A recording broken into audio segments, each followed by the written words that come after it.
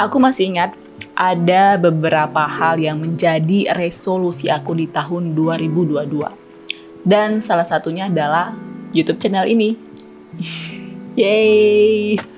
Yang pastinya menjadi versi diriku yang lebih baik, accept me as I am, dan salah satu goals-nya adalah self-improvement. Gak harus lebih produktif, intinya fokus dengan hal-hal yang aku suka, yang membuat aku tertawa, yang membuat aku bahagia, less stress, dan juga ya hidup lebih simple pastinya. Aku recommended kalian baca buku Atomic Habit dari James Clear. Nah, di buku itu dijelaskan satu prinsip, 1% progress. Maksudnya adalah 1% pertumbuhan setiap harinya. Artinya, kita bisa memulai kebiasaan kecil 1% setiap harinya, tiap hari secara konsisten selama 365 hari, dan hingga akhirnya kita mengalami peningkatan sebanyak 37% selama setahun. Tips di video kali ini aku akan memberikan 10 kebiasaan simple yang bisa mengubah hidup kamu menjadi lebih simple. So check it out.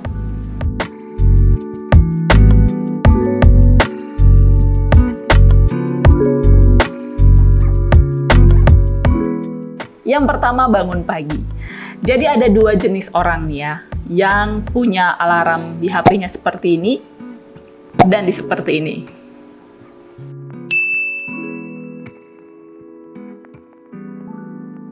Aku akuin aku bukan orang yang morning person ya, tapi emang dari dulu jam 6.30 aku itu wajib bangun. Walaupun aku tidurnya jam 11 atau jam 12, itu biasanya otomatis jam 6.30 pasti terbangun sampai sekarang ya, jadi udah kebiasaan. Dan semenjak kita ada 2 pagi sejak tahun lalu, jam 5.30 ya, sampai sekarang sih aku masih belajar untuk bangun lebih pagi lagi hingga bisa ikut doa pagi. Enaknya nih kalau bangun pagi kita bisa hirup udara pagi, otak lebih segar karena seharian sebelumnya melakukan banyak kegiatan di tempat kerja. Yang kedua, pray and gratitude.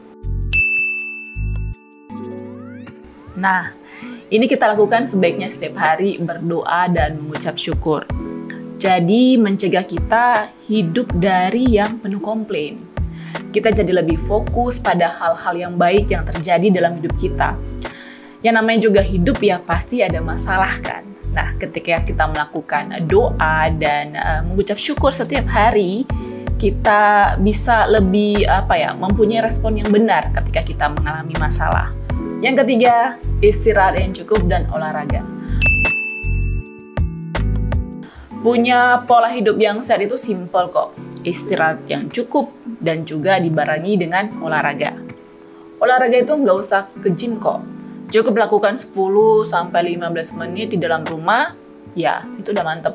Nah, aku pribadi, aku punya goals untuk 6 bulan ini, aku akan mau ngecilin perut nih. Jadi, aku rajin melakukan olahraga yang tujuannya untuk small my belly. Yang keempat, makan teratur.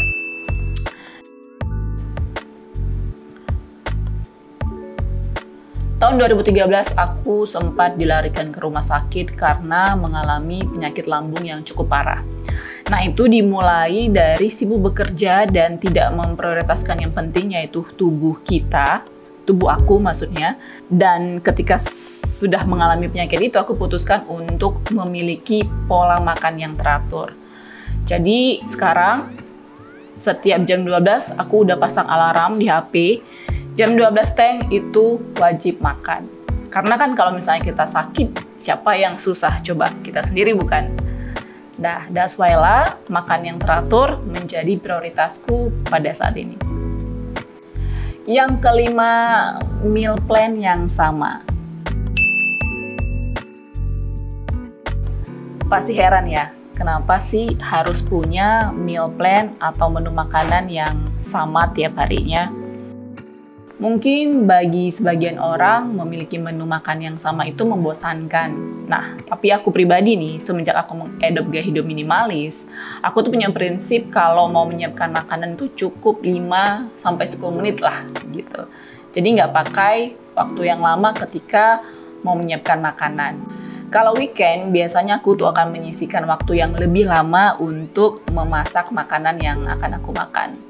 Nah, yang penting makan yang disiapkan itu sehat. Nah, karena kebetulan aku anak kos, kalau siang aku makan di luar ya. Maksudnya karena bekerja juga. Nah, kalau malam tuh biasanya aku siapkan yang simple-simple aja. Kayak salad sayur, salad buah, goreng chicken nugget, atau juga buat telur ceplok atau dadar. Intinya makanannya sehat. Yang keenam, declutter regular. Declutter itu biasanya memakan waktu dan energi yang banyak. Bayangkan kalau kita declutter setiap 3 bulan sekali. Berapa banyak waktu dan energi yang kita keluarkan untuk melakukan declutter. That's why lah, kalau bisanya kita declutter 1 bulan sekali, jadi ya lebih mudah. Dan ingat, declutter itu harus menjadi habit dan memang berkelanjutan. Pilih nih barang yang memberi nilai pada kita, karena dengan seiring berjalannya waktu, biasanya kebutuhan kita pasti berubah. Declutter regular juga akan memberikan perasaan lega kepada kita, karena space di rumah kita lebih besar, lebih banyak, dan juga ya jadi rumah kita nggak terasa sumpek gitu. Yang ketujuh, unfollow bad influencer. Kemarin aku pernah sempat ngikutin artis dan influencer yang ya aku suka gitu. Tapi pada akhirnya ketika media sosial mereka gunakan untuk ajang pamer, ya pada akhirnya aku memutuskan untuk tidak memfollow mereka lagi. Yang ada ketika melihat postingan mereka akan memicu perasaan kita akan lebih resah. Bener nggak sih? Saran aku, gunakan medsos kita untuk memfollow influencer yang membuat hidup kita lebih baik, yang memberi kita inspirasi dan motivasi yang positif dalam kehidupan kita. Yang kedelapan, less is better. Ya, semua minimalis people pasti udah tahu ya. Minimalis adalah salah satu gaya hidup yang esensinya adalah memiliki barang yang cukup, yang sesuai dengan fungsinya. Nah, kalau menurut aku nih, kalau memang kita mau hidup simple, baiknya kita memiliki jumlah yang cukup untuk setiap jenis barang yang kita punya. Nah, bisa nih dicek-cek kembali. Pertanyakan kembali nih, kira-kira jumlah sepatu kita itu udah cukup nggak sih? Berapa banyak tas yang kita miliki itu sekarang masuk akal nggak sih? Berapa banyak pakaian kita miliki di dalam lemari, kira-kira itu lebih atau memang udah cukup nggak sih? Nah, kira-kira itu bisa menjadi introspeksi kita ketika kita pengen mau nih miliki hidup yang lebih simple. Yang kesembilan, memakai pakaian yang sama. Nah, aku pernah buat videonya, kalian bisa cek videonya di sini. Yang pasti ketika kita memiliki pakaian yang sama dan memakai pakaian yang sama tiap harinya, itu akan memberikan kita manfaat ya. Like saving time, saving money, saving energy, hidup lebih efisien, dan pastinya hidup lebih simple.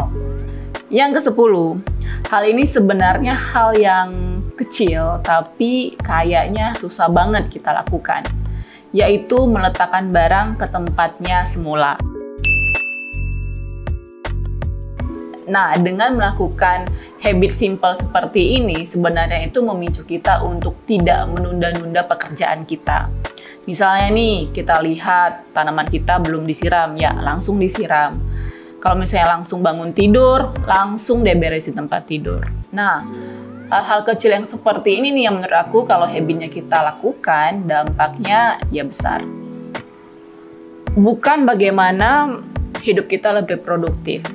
Kalau menurut aku, hidup simple itu adalah menjalani hidup yang dimulai dari kebiasaan kecil, kebiasaan simple yang kita lakukan sekarang, hingga kita punya hidup yang lebih baik di masa mendatang. Kamu boleh pilih nih kebiasaan kecil yang kamu mau start lakukan sekarang. Dan juga komen di kolom komentar di bawah. Aku harap kalian suka videonya, mudah-mudahan bisa menjadikan inspirasi dan motivasi kalian untuk memiliki hidup yang lebih simple. Have a nice day, minimalist people. See you in the next video. Bye-bye.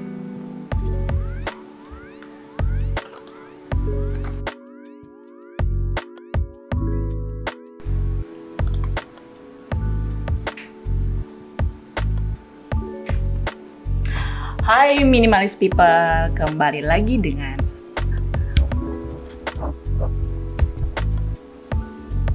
jadi versi diriku sendiri, accept me as I am, dan pintunya kan. Hai minimalist people, kembali lagi dengan aku Ata, Inner Girl and Minimalist. Gue ngapain ya?